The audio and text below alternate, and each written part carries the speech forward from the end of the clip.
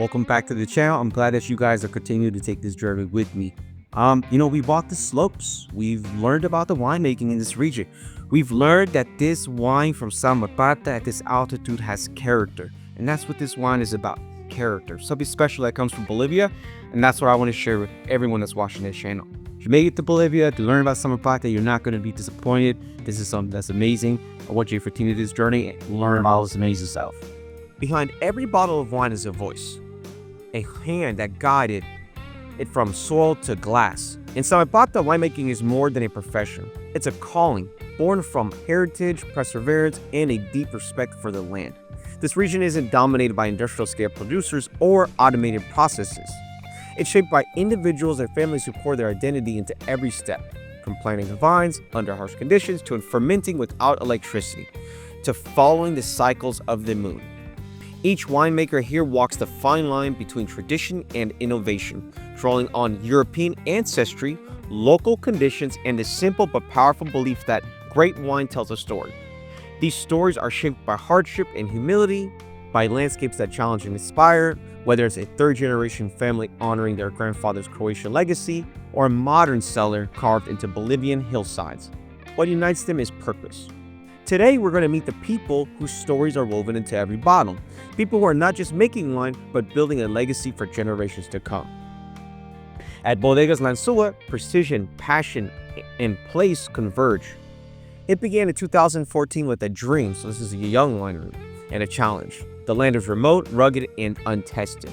There was no road to reach it, no electricity, no power to it, and no certainty it would even succeed. Huge risk.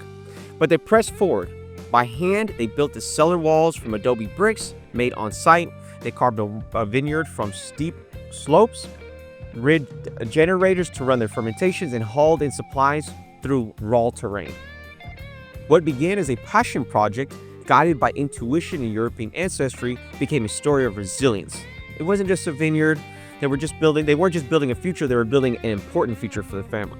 Today, every stone, every vine, and every bottle speaks to that determination, a vision sustained not just by family and hard work, but by a belief that Samaipata could produce something extraordinary. Tenía dos generadores de luz para poder tener luz. Cuando empezamos a vinificar el 15 yo hice una vinificación, digamos, para nosotros. Fue la primera. Era con motor.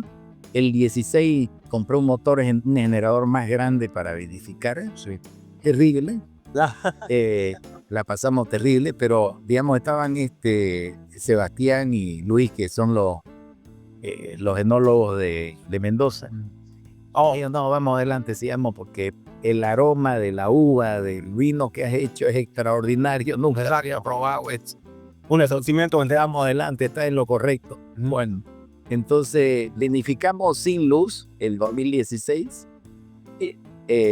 No teníamos luz, y 16 y 17. Las dos primeras vinificaciones teníamos luz. Era con general. Para la prensa neumática, para la bomba, era prender y no daba la energía porque usaba más amperaje. Bueno, todo un dilema. Y ya el 17 ya se hizo el camino. La CRE nos trajo la energía eléctrica. Ya 18 ya fue una vendimia normal, entre comillas. Pero 16 y 17 fue terrible porque no teníamos luz, no teníamos camino, no teníamos nada. Mucho estrés. From 2012 to 2017, they trained under Swiss and Argentine winemakers, learning not just the science of winemaking, but the discipline of viticulture at altitude. One mentor from Switzerland helped shape their early philosophy, while later collaborations with expert enologists from Mendoza, Argentina, refined their cellar techniques. The result is a line of wines that are technically precise but emotionally expressive, like their celebrated Pinot Noir, which I really enjoy, which earned Bolivia's first international medal for rosé, and a floral citrus kiss, Pedro Jimenez. Even the moon plays a role here, and a nod to biodynamic processes. They align their vineyard work with the lunar rhythms, pruning, harvesting, and bottling based on moon phases to optimize vitality and aroma. They don't see it as superstition, but as respect for natural cycles. And the proof, as I say, is in the glass. From 1,650 to over 1,800 meters, their vines stretch up steep hillsides. And the results are turning heads: international medals, standout rosés, and bold reds with finesse. But the team at Landsua isn't chasing fame, they're preserving a way of life. Mileta is wine with a heartbeat, a third-generation family project born from memory and rooted in love. The Mileta siblings, Estreiko, Pilar, and Aida, named their vineyard after their grandfather, a Croatian immigrant who saw echoes of his homeland in Samaipata's mountains. Somos la tercera generación. Mi abuelito Srečko Mileta llegó de Croacia hace 90 años, poco más, y él dejó su tierra. Él se enamoró de esta tierra y él, trayendo el recuerdo de dejar a su familia ya tenía una trayectoria muy importante allá con el tema de la vitivinicultura, que eran en la enología y todas esas cosas en Croacia. Entonces mi papá siguió los pasos de mi abuelito y una vez ya, ellos ya nos dejaron, quisimos hacer honor a su memoria, ¿no? La tercera generación, y estamos en ello. Perfecto. Today, Mileta's flagship white wine comes from Pedro Jimenez, a variety that has not only adapted remarkably well to these soils, but has become their signature expression. With minimal issues from pests and an affinity for the altitude, it offers consistently strong yields and excellent character. The wine is aromatic with floral and citrus notes, crisp on the palate, and delightfully light without being simple. Every part of its production is handled with intention. No automated equipment, no industrial shortcuts.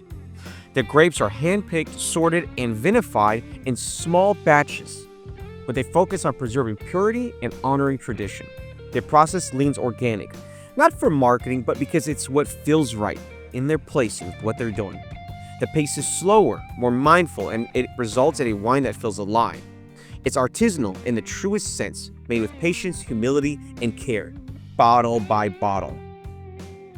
No lo vemos tanto como un negocio, pero sí queremos dar un aporte atractivo a Samaipata porque, hemos nacido, hemos crecido acá y es parte del encanto de estas tierras, ¿no? It's not about scaling up, it's about staying true to the family, to the region, to the story. For Mileta, authenticity holds more value than volume. They could plant more, build bigger, bottle faster, but they don't. Because the heart of their wine lies it is literally in the quiet choices to work the land by hand, to honor a grandfather's vision, to remain small enough to touch every vine in a world rushing towards efficiency. They've chose meaning. And I love that.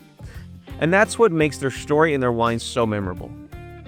From moon cycles to mountain slopes, from heritage to innovation, these winemakers are shaping Samaipata one vintage at a time.